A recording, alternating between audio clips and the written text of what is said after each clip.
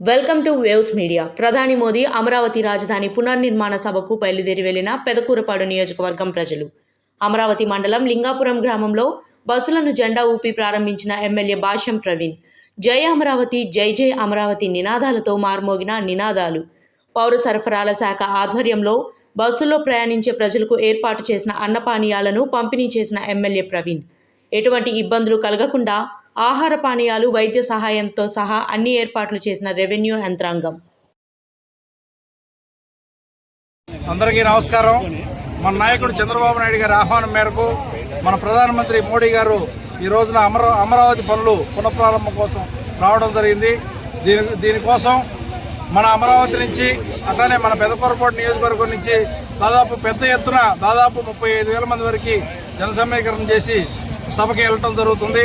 500 బస్సులు, 200 కార్లు, 2,000 బైకులతోటి మా నియోజకవర్గం నుంచి పెద్ద ఎత్తున మహిళలు కానీ అట్లానే యువకులు కానీ తరలి వెళ్ళారు. ఈ సభ విజయవంతం కోసం మా వంతు కృషిగా మేము కృషి చేస్తామని ఈ సందర్భంగా తెలియజేస్తాను. సభ భారీ ఎత్తున రాష్ట్ర వ్యాప్తంగా 5 లక్షల మంది వచ్చి సభ సక్సెస్ అవుతుందని ఆశిస్తున్నాం. Thank you. ఎక్కడా కూడా ఇబ్బంది లేకుండా సదుపాయాలు, ఆహార సదుపాయాలు కానీ వాటర్ సదుపాయాలు కానీ ఏర్పాటు చేయడం జరిగింది. ప్రతి మండలానికి ఒక కౌంటర్ పెట్టి ప్రతి బస్సుకు కూడా ఒక 50 ప్యాకెట్ల చొప్పున ఆహార ప్యాకెట్లు కానీ వాటర్ బాటిల్ కానీ అట్లానే చక్కెర కేలీలు కానీ పండ్లు కానీ అందించడం జరిగింది.